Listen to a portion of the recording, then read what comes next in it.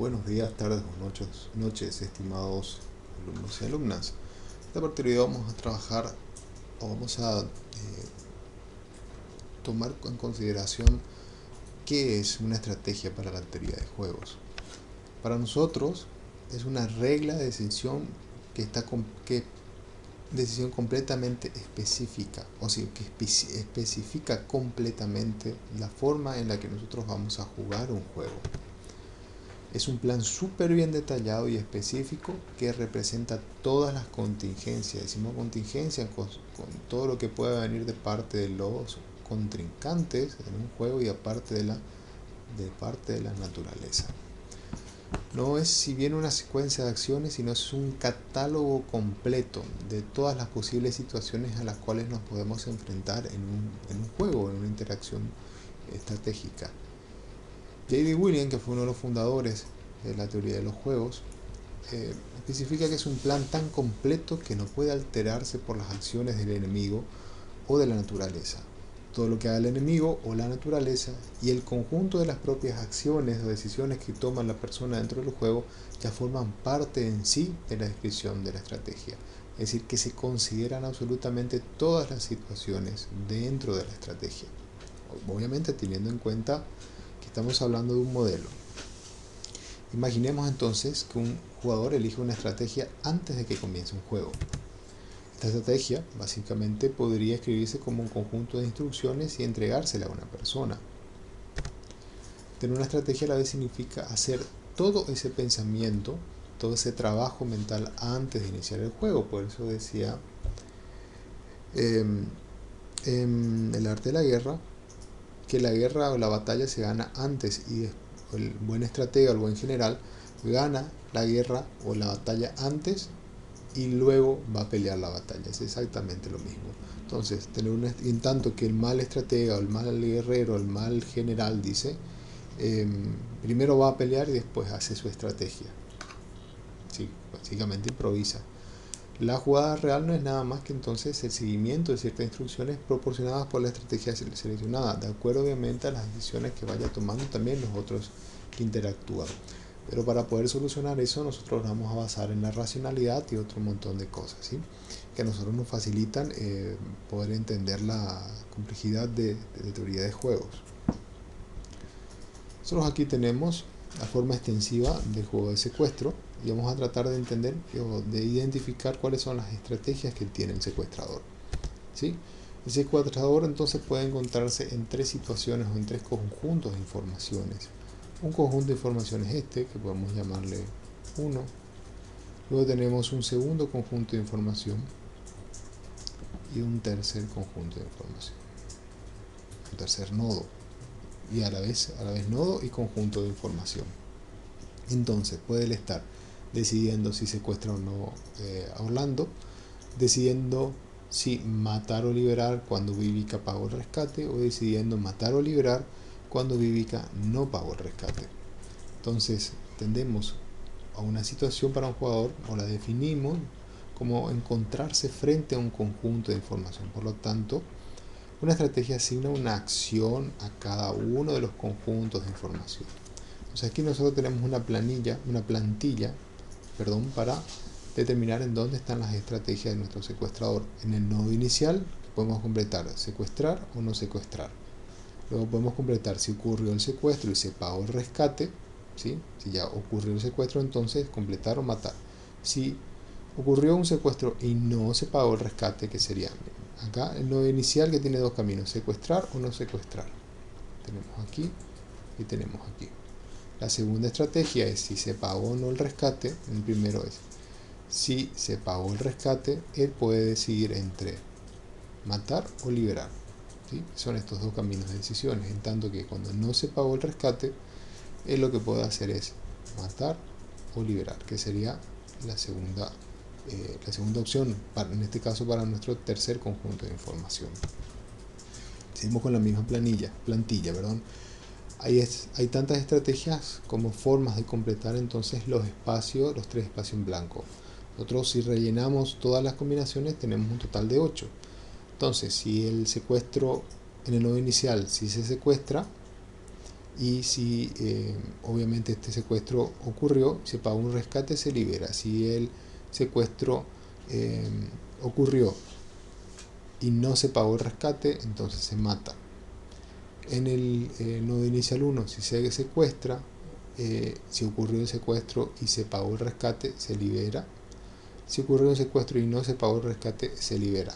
¿Vieron? Ahí ya vamos sumando más como un catálogo de estrategias. En el nodo inicial obviamente se secuestra. Si ocurrió el secuestro y se pagó el rescate, entonces se mata. Si ocurrió el secuestro y no se pagó el secuestro y no se pagó el rescate, entonces se libera. En el nodo inicial en el cual se secuestra. Si ocurrió obviamente ese secuestro y no se pagó el rescate, entonces mata. Y si ocurrió el secuestro y no se pagó el rescate, entonces también mata. Entonces tenemos una combinación que me voy a ir atrás. Vamos acá. Entonces combinamos secuestrar con matar, liberar. Después secuestrar y pagar el rescate, ¿verdad? Con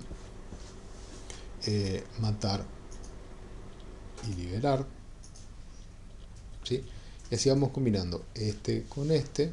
Entonces la primera combinación, este con este. Después sería este con este y este con este. ¿Sí? Todo es para saber la cantidad de estrategias. Nosotros después vamos a convertir esto en la forma estratégica, que es la forma de cuadrito. ¿Sí?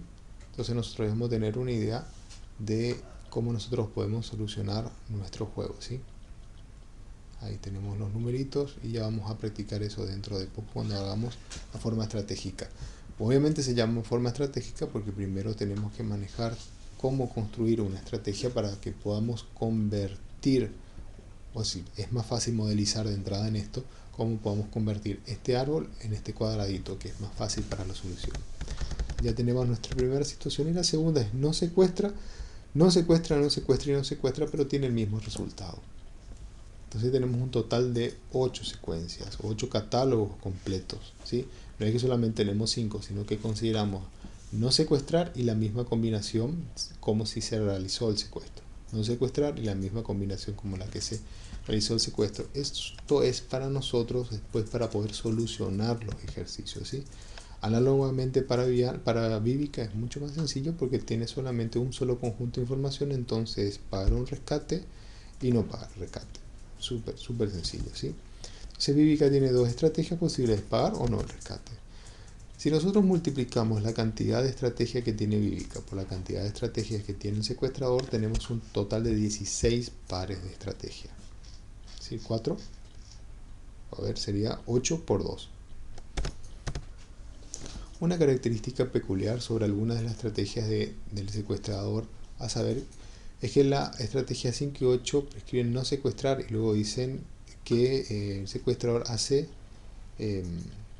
a qué hacer si elige obviamente el secuestro. Como ya le dije, esto nos permite o les dice cada una cosa, pero también qué hacer si no hace lo que debía haber hecho.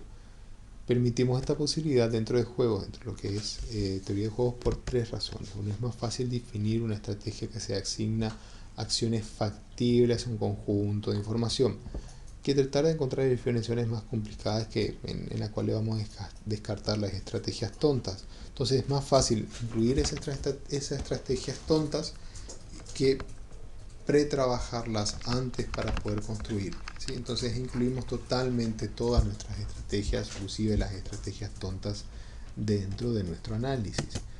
La inclusión de estas estrategias es un detrito, es algo que nos sobra, ¿verdad? De convertir de un lado al otro y no afecta básicamente nuestra solución. Va a facilitar las soluciones, pero no complica nuestras soluciones aquí en este anterior, pero nos va a facilitar la solución y eso vamos a aprender más adelante cuando resolvamos los juegos o los dos sistemas que sabemos.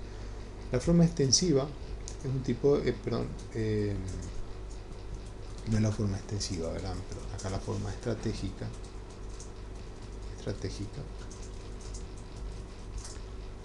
es un tipo de modelización para construir un juego en el cual nosotros vamos a descubrir una secuencia concreta, qué acciones tienen disponibles y cómo evalúan los resultados, ¿verdad? Que es la ruta del árbol. En tanto, acá me equivoqué yo, si era estratégica, la forma extensiva, que es la que ya conocemos, en tanto que en la forma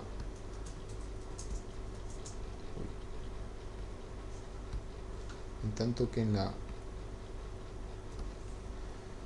una forma, la forma estratégica, antes se conocía como forma normal, se define en tres elementos que abordan las siguientes preguntas. Uno, ¿quién está tomando decisiones? ¿Sí? La respuesta es el conjunto de jugadores. En este caso el que vimos era el secuestrador y el familiar, que se llamaba Bíblica.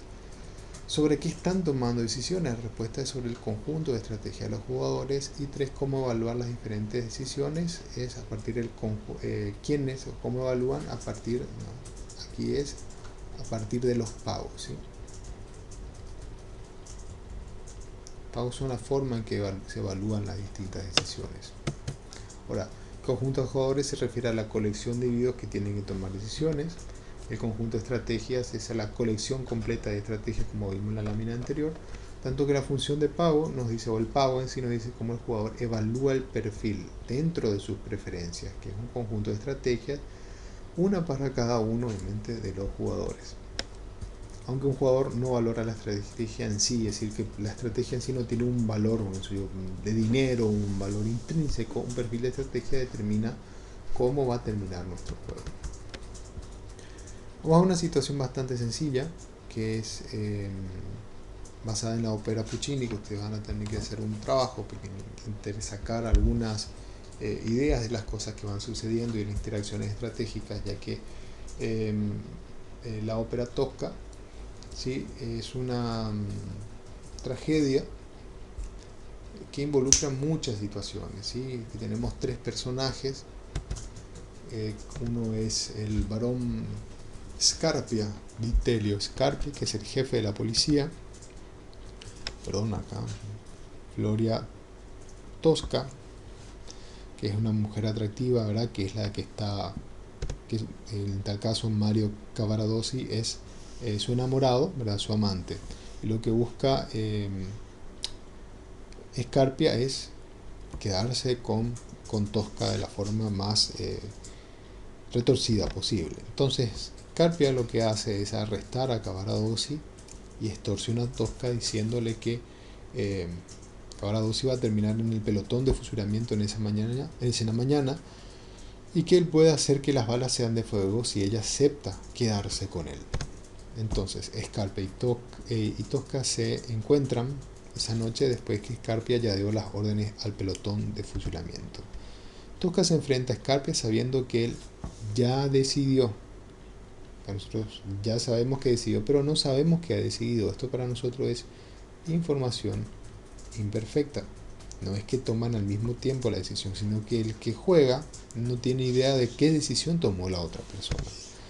Se enfrenta entonces a convertir su deseo o a clavarle el puñal que tiene escondido entre sus prendas. Es decir, que tienen dos decisiones básicamente cada uno. Una sería para Scarpia poner balas reales o balas de fuego, en tanto que para Tosca poner apuñalar o consentir. Quiere decirle, Scarpia tiene, como dije, dos estrategias posibles, dos conjuntos de información, un solo conjunto de información con dos decisiones posibles, y Tosca tiene dos estrategias, que es dar el consentimiento o apuñalar. Las estrategias de Tosca entonces corresponden a las filas, las de Scarpia corresponden a las columnas, ¿sí? Estas son las decisiones de Tosca, en tanto que las decisiones del policía son estas que tenemos aquí.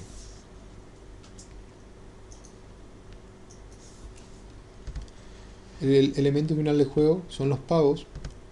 El primero que está aquí, primero de este lado, ¿sí?, corresponde a las filas, en este caso es de Tosca. El primer número de celdas es el de Tosca, que es la fila, y el segundo es el de Scarpia, que está ubicado en la columna.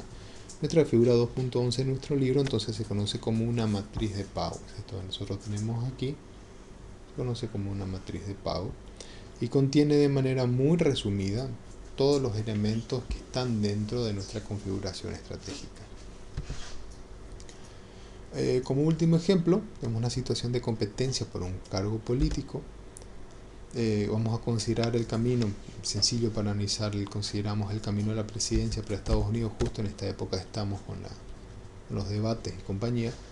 Los candidatos republicanos y los demócratas ya están decidiendo dónde se van a ajustar, si van a ser en qué parte del espectro político, si van a ser bien liberales o bien conservadores.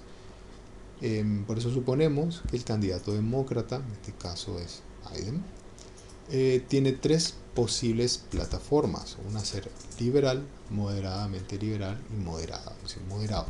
En tanto que el candidato republicano, que en esta época es el señor Donald, va a ser moderado, moderadamente conservador y conservador. Supongamos entonces que la mayoría de los votantes son moderados, es decir, que están ahí en el medio.